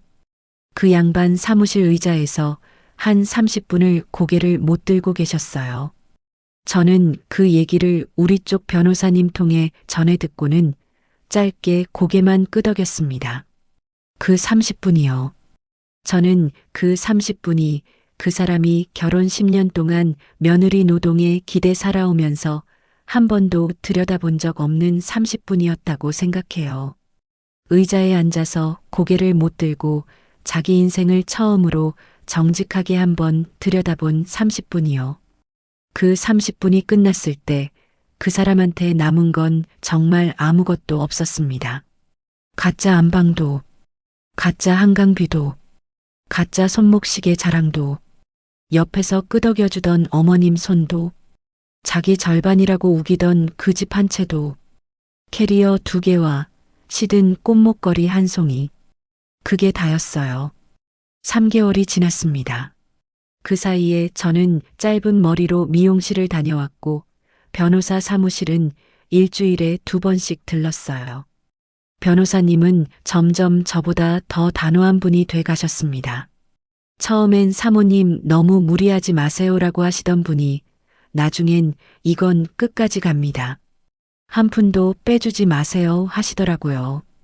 조정실 복도에서 그날 그 사람을 봤습니다. 가정법원 4층 복도. 양쪽으로 긴 의자가 늘어서 있고 안내문이 붙은 벽에는 햇빛이 비스듬히 들어오는 자리였어요. 저는 변호사님과 함께 조정실에서 나오고 있었습니다.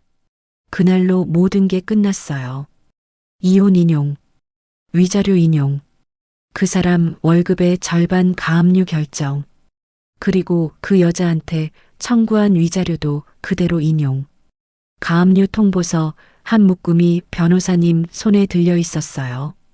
복도 끝 의자에 그 사람이 앉아 있더라고요.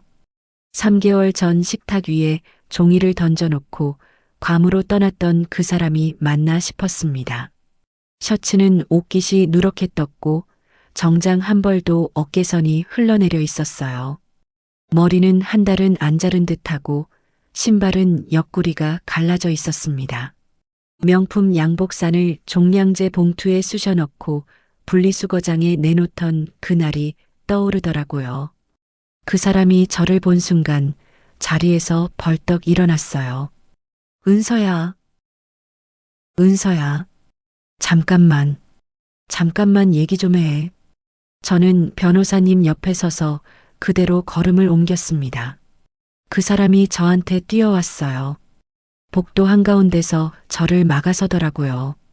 은서야, 가압류만 좀 풀어줘. 내가 잘못했어. 진짜 잘못했어. 가압류 들어가면 나 회사에서 잘려. 절반이 가압류면 나 진짜 굶어 죽어. 응, 은서야. 그 사람이 거기서 무릎을 꿇었어요. 복도 한복판이었습니다. 다른 사건으로 오신 분들이 양쪽 의자에 앉아 계셨고 안내데스크 직원분도 고개를 들어 이쪽을 보셨어요. 그 사람이 무릎을 꿇은 채로 제 바짓가랑이를 두 손으로 붙잡으시더라고요. 은서야, 우리 부부였잖아. 10년이야, 10년. 어떻게 이래? 우리 어머니가 늙어서 잠깐 욕심이 그랬던 거고, 나도 그때 잠깐 미쳤던 거고, 응? 한 번만. 가압류만 풀어줘. 우리 다시는 안 봐. 그건 약속해. 그러니까 가압류만. 눈에서 눈물이 줄줄 흘러내리고 콧물도 같이 떨어지더라고요. 그 사람이 바짓가랑이를 잡은 손은 시퍼렇게 핏줄이 돋아 있었습니다. 저는 그 자리에 가만히 서 있었어요. 옆에서 변호사님이 한 발 다가오시려는 걸 손짓으로 가만히 막았습니다. 제가 직접 끝내야 할 자리였어요. 가방에서 종이 한 장을 꺼냈어요. A사 한 장이 깨끗하게 접혀 있었습니다. 펴면 익숙한 글씨가 나오는 종이였어요. 3개월 전 식탁 위에 봉투째 놓여 있던 그 메모 사본. 본인 사인이 또렷이 들어가 있는 협의이혼 신청서 사본까지요. 저는 그 종이를 펼쳐서 그 사람 얼굴 앞에 가만히 들어 보였습니다. 이거 기억나세요? 은서야. 3개월 전이었죠. 식탁 한가운데 본인 사인 도장 다 찍어서 다녀와서 얘기하자고. 은서야, 다녀오셨잖아요. 다 다녀오셨고 다 받아가셨네요. 저는 그 종이를 손에 쥐고 그 사람 얼굴 앞에 살짝 떨궜어요. 종이가 그 사람 무릎 위로 사뿐히 떨어졌습니다. 그러고는 제 바짓가랑이를 잡은 그 사람 손을 한쪽씩 떼어냈어요. 이영호 씨. 네. 이름을 부르니까 그 사람이 네 하고 답하시더라고요. 그게 묘하게 우습기까지 했어요. 3개월 전에 제가 그쪽 명품 옷이랑 골프채를 어디에 처박았는지 아시죠? 종량제 봉투 5장에 쑤셔 박아서 1층 분리수거장 한쪽에 내놨어요. 쓰레기는요? 분리수거장 냄새를 맡으면서 사는 거예요.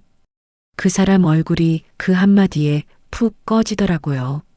저는 그 자리에서 한 번도 뒤돌아보지 않았어요. 변호사님이 가볍게 어깨를 두드리시고 우리는 함께 엘리베이터로 걸음을 옮겼습니다. 엘리베이터 문이 닫히기 직전에 복도 끝 안내데스크 쪽에서 직원분이 그 사람한테 뭐라고 말씀하시는 게 살짝 들렸어요. 선생님 일어나세요. 여기서 이러시면 안 됩니다. 문이 닫혔습니다. 그 사람은 그날 새방으로 들어갔다고 변호사님이 며칠 뒤 전해주셨어요. 어머님 빌라. 정확히는 동네 외곽 골목 끝, 비 오는 날 천장 한쪽에서 물 똑똑 떨어지는 그 빌라 새방이었습니다. 결혼 전에 어머님이 그 사람한테 남자가 무슨 그런 데서 사니 하시면서 한 번도 안 들이려 하셨던 그 집이요. 거기서 모자 동거가 시작됐답니다. 며느리 잃은 시어머님이랑 아내 잃고 정부한테까지 얻어맞은 아들이 한 방을 같이 쓰셨대요. 동네 빵집 사장님이랑 같은 골목에 사신다는 부동산 사장님이 가끔 풍문을 전해주셨어요. 매일 머리채 잡고 싸우신다더라고요. 네. 두 분이 매일 새벽부터 새벽까지 싸우신답니다. 옆집 사모님이 잠을 못 주무신대요. 저는 그 얘기를 들으면서 가만히 듣고만 있었습니다. 빌라 옆집 사모님이 사장님께 들려주신 한 토막은 이랬다고 해요. 엄마 때문에 내가 이 꼴이 됐어. 이 새끼야, 너 때문이지 왜 엄마 때문이야. 그 도장 받으라고 한 사람 누구야? 집 팔아오라고 한 사람 누구야? 네가 그년한테 옷도 못 갈아입혔지. 네가 정신을 똑바로 차렸으면 그 집이 어디 갔겠니? 내가 그년한테 옷을 어떻게 갈아입혀? 내가 너 결혼시킨 게 후회다 후회. 그쪽이 더 후회다 그쪽이 더. 매일 그 새방 안에서 그렇게 서로의 등짝을 손바닥으로 후려치셨답니다. 어머님이 그 사람 등짝을 짝짝 때리시면 그 사람은 어머님 머리채는 못 잡고 옆에 놓인 베개를 집어 던지셨대요. 베개 솜이 그 방 안에 흩어져서 옆집 사모님이 한번 그 방을 들여다보셨을 때 흰 솜이 바닥에 눈처럼 깔려 있었다고 했어요. 10년을 한 작전 안에서 손발이 척척 맞으셨던 두 분이 며느리 한 사람 빠지니까 서로 못 잡아먹어 으르렁대시더라는 겁니다. 같은 시기에 그 여자도 무너졌어요.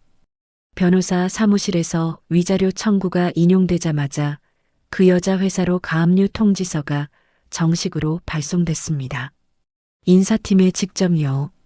봉투를 받아든 인사팀 부장님이 봉투 안 서류를 확인하시고 1시간 만에 그 여자가 부장 책상 앞에 불려갔다고 변호사님이 들려주셨어요. 서유리 씨. 네. 이거 보세요. 본인 명의 가압류 통지서예요. 부정행위 위자료. 청구 사유 직장 동료 외도. 그것도 우리 회사 거래처 임원의 부인을 끼고 한 부정행위. 인사위원회 회부됩니다. 위자료 5천만 원이 적힌 그 종이가 회사 안에서 한 부서 한 부서 돌았답니다. 그 여자가 평소에 잘 보이려 애쓰던 임원분들 책상 위까지 그 종이가 올라갔어요. 일주일 뒤 그 여자는 해고 통보서를 받으셨답니다. 짐을 챙겨 나오시는 그 여자 옆 얼굴이 그날 회사 1층 보안 카메라에 다 잡혔다고 해요. 해고당한 날 밤이었어요. 그 여자가 술에 한껏 취해서 그 사람 회사 로비까지 찾아오셨답니다. 그 사람은 그 무렵에 새방에서 막 출근을 다시 시작한 차였어요. 그 사람 회사가 거래처 임원 부인 외도 사건의 당사자라는 게 이미 사내에 다 퍼져 있던 상태에서요. 저녁 7시쯤 그 사람 회사 1층 로비 안에서 그 여자가 큰 소리를 지르셨답니다. 이영호 어딨어 이영호. 빈털터리 유부남이 멀쩡한 사람 농락했어요. 여러분, 이 회사 이영호. 그 새끼 빈털터리 유부남이에요. 나 그것도 모르고 속아서. 로비 1층 안내데스크 직원분이 보안실을 호출하셨대요. 보안 요원이 그 여자를 뜯어 말리는 동안 그 여자가 화분 한 개를 들어서 안내데스크에 던지셨답니다. 화분이 깨지면서 흙이랑 물이 다 튀고요. 경찰이 출동했어요. 그 여자는 그 자리에서 연행되셨고 다음 날 그 사람은 인사팀에 불려갔답니다. 며칠 후 그 사람한테 통보서 한 장이 왔어요. 권고사직, 품위유지 위반, 사적 행실로 인한 회사 명예훼손, 거래처 임원과의 관계 손상, 월급 절반은 가압류로 묶여 있고 그 절반조차도 이제 나올 자리가 없어진 거예요. 저는 그 무렵 어느 날 저녁 변호사 사무실에서 마지막 결제 서류한 묶음에 사인을 하고 있었습니다. 사무장님이 자료를 정리하시면서 슬쩍 한마디 보태셨어요. 사모님, 네. 이분들이요. 결국 서로를 물어뜯고 계세요. 어머님은 아들을 탓하시고 아들은 어머님을 탓하고 그 여자분은 두 사람 다 원망하시고 셋이서 그 빌라 셋방과 경찰서를 번갈아 오가시는 중이에요. 저는 종이 위에 마지막 사인을 한 번 더 또박또박 그었습니다. 인주의 도장을 한 번 찍고요. 그 빨간 도장 자국이 종이 위에 또렷하게 박혔어요. 탐욕은요. 모이면 서로한테 칼이 되더라고요. 남의 것을 절반이라고 우기던 입들이 결국 자기들끼리 그 빈손을 두고 서로의 멱살을 잡으셨습니다.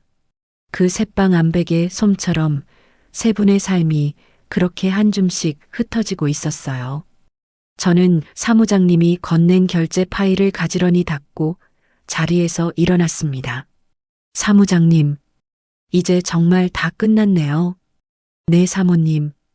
이제 마지막 한 가지 남았습니다. 뭔데요? 사무장님이 짧게 웃으시면서 말씀하시더라고요. 사모님, 두 번째 인생 시작하는 거요. 저는 그 말에 처음으로 마음 한쪽이 환해지는 느낌이 들었어요. 가방을 어깨에 메고 사무실 문을 열고 나왔습니다. 복도 끝 창문 너머로 노을이 붉게 지고 있었어요.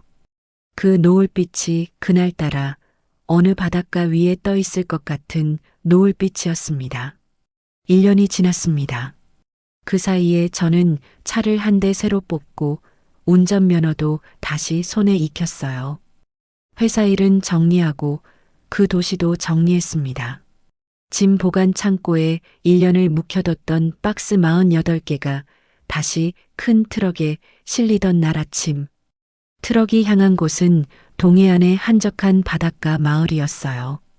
엄마가 살아계실 적에 저를 데리고 자주 가시던 곳입니다. 여름에 한 번, 겨울에 한 번, 엄마가 그 동네 어기 작은 횟집에서 도다리 쑥국을 한 그릇 시키시고는 저한테 여기 공기 참 좋다고 하시던 마을.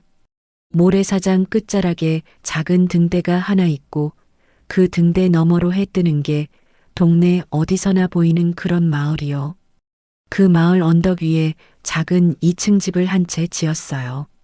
거실에는 통창을 크게 냈습니다.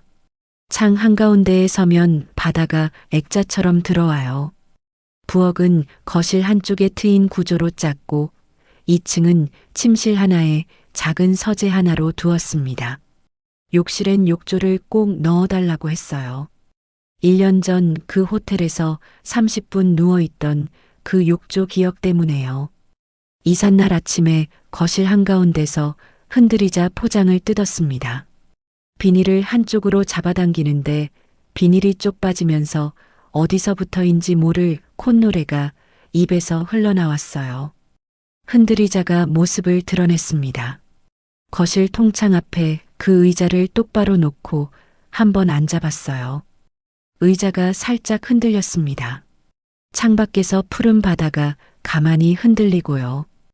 햇살이 그 의자 위까지 길게 들어오는데 그 빛이 어찌나 환한지 1년 전 그 식탁 위에 떨어지던 거실동 불빛이 떠올랐어요. 그 등 아래에서 봉투 한 장을 들고 다리가 풀렸던 사람이 같은 사람이라는 게 잘 안 믿기더라고요. 이삿짐 정리는 일주일에 걸쳐 천천히 했습니다. 엄마 유품 박스를 가장 먼저 풀었어요.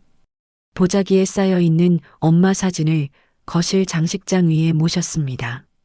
옆에는 엄마가 평소 쓰시던 손때 묻은 안경, 그리고 엄마 손글씨가 적힌 작은 메모지 한 장.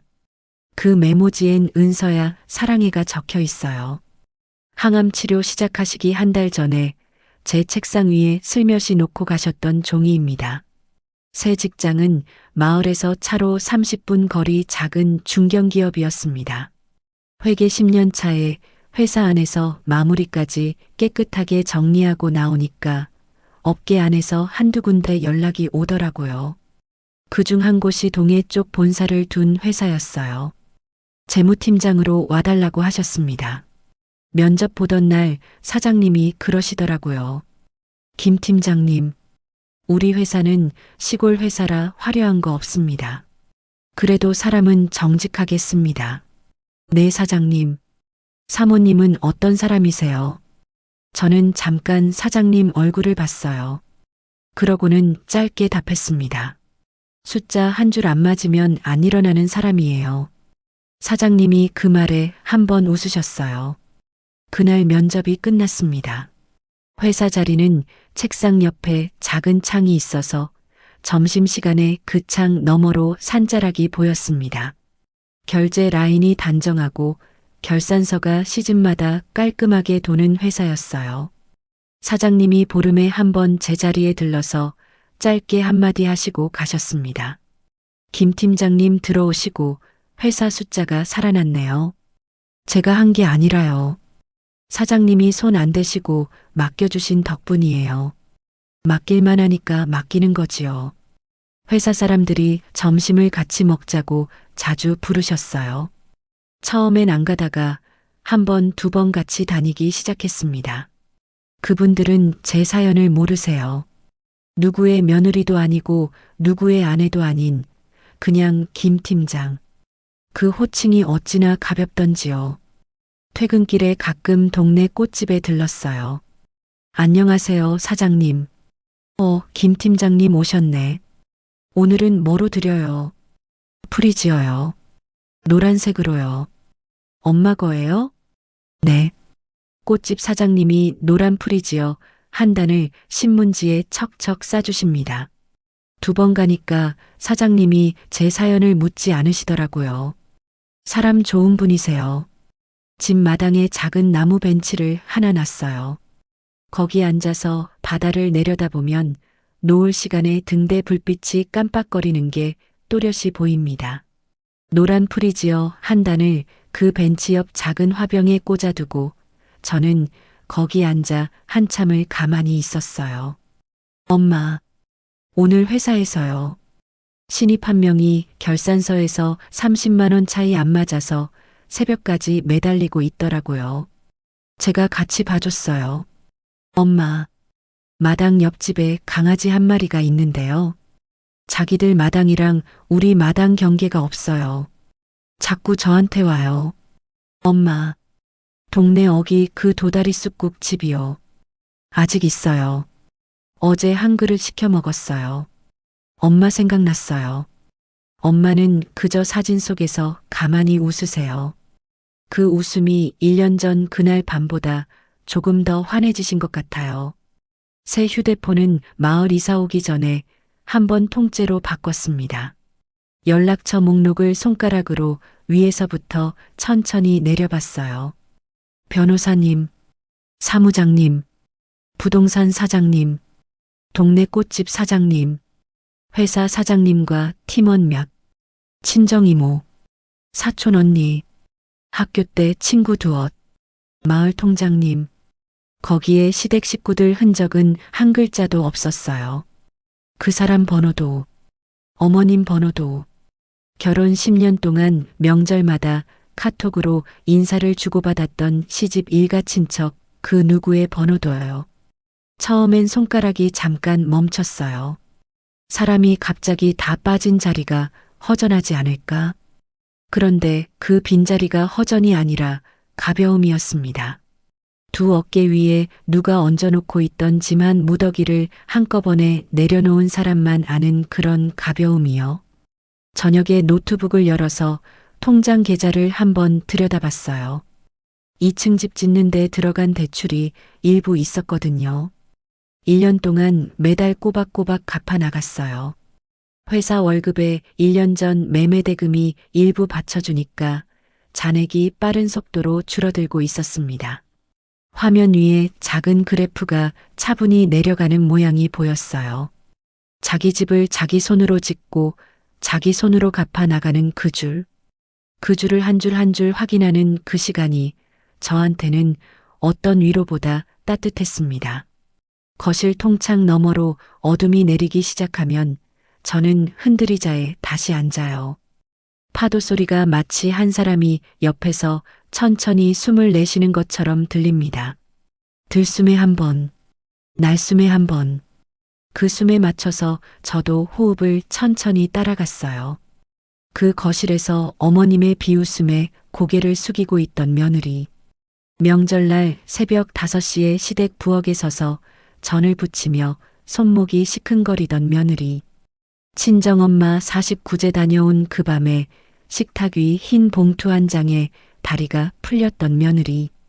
그 며느리는요, 이제 어디에도 없어요. 대신 동에 어느 한 바닷가 언덕 2층 집에서 자기가 번 돈으로 자기 의자에 앉아 자기 바다를 바라보는 한 사람이 있을 뿐입니다. 엄마 사진 앞에 그날 저녁엔 따뜻한 드립 커피를 한 잔 내려서 올려뒀어요. 머그컵에서 김이 가만히 올라가요. 엄마가 좋아하시던 깊은 향이 거실 가득 퍼졌습니다. 저는 의자에 앉아서 엄마 사진을 향해 한번 고개를 끄덕였어요. 엄마, 잘 지켰어요. 우리 집도, 엄마가 저한테 주신 그 돈도, 그리고 엄마가 저한테 주신 그 이름도 다 잘 지켰어요. 이제는요, 엄마 딸이 호구 며느리가 아니에요. 말을 하고 나서 저는 흔들의자 등받이에 한번 길게 기댔어요. 의자가 천천히 흔들렸습니다. 거실 한쪽 작은 라디오에서는 잔잔한 피아노 음악이 흘러나왔고 거실 통창 너머에서는 등대 불빛이 일정한 박자로 깜빡거리고 있었어요. 그 박자가 어쩐지 제 심장 박자랑 맞아 들어가는 느낌이었습니다. 문득 그날 밤이 떠올랐어요. 식탁 위 흰 봉투, 모니터 화면 위 메신저, 거실 한 구석 엄마 영정, 메모지 위에 적어둔 세 줄, 하나 매도, 둘 변호사, 셋 다시 들이지 않을 것. 그 세 줄이 그날 밤엔 종이 위 글자였는데 1년이 지난 그날 저녁엔 발밑 단단한 땅이 되어 있었습니다. 거실 한쪽 책장 위에는 작은 액자가 하나 더 걸려 있어요. 새 집을 짓고 처음으로 등기부등본을 받았던 날 찍어둔 사진입니다. 사진 가운데에는 종이 한 장, 단독명의 김은서, 동해안 어느 마을 어느 번지. 그 한 장이 액자 안에 곱게 들어가 있어요. 엄마 사진은 그 옆에 나란히 모셨습니다. 이젠 사진 두 장이 서로를 보면서 함께 거실을 지키시는 것 같았어요. 마지막으로 흔들의자에서 일어나면서 저는 거실 등을 한번 끄고 통창 가까이로 다가갔습니다. 창문 한쪽을 살짝 열었어요. 시원한 바람 한 줄기와 함께 파도 소리가 거실 안으로 들어왔습니다. 그 소리에 가만히 귀를 기울이는데 가슴 한쪽이 조용하게 뜨거워지더라고요. 울음 같은 게 아니었어요. 분에 차서 끓던 그 뜨거움도 아니었고요. 살아있다는 게 처음으로 따끔하지 않게 느껴지는 그런 잔잔한 온기였습니다. 저는 창가에 서서 작은 목소리로 혼자 한마디를 했어요. 이제 시작이네요. 파도 소리가 그 말을 받아 안고 멀리 어두운 바다 쪽으로 한번 출렁이고 갔습니다. 거실 안엔 엄마 사진과 따뜻한 커피 한 잔, 그리고 한 사람의 차분한 숨소리만 남았어요. 그 한 사람의 두 번째 인생은요. 그 밤, 그 바닷가 언덕 위에서 그렇게 조용히 닻을 올렸습니다. 오늘 들려드린 이 이야기는요, 평생 며느리라는 이름 안에 자기 자신을 가두고 살아오신 한 사람이 마지막 순간에 자기 손으로 자기 존엄을 지켜내는 이야기였습니다. 참는 것만이 미덕은 아니에요. 내 것을 내 것이라고 분명하게 말할 줄 아는 용기, 그 한 번의 결단이 평생을 바꿔놓기도 합니다.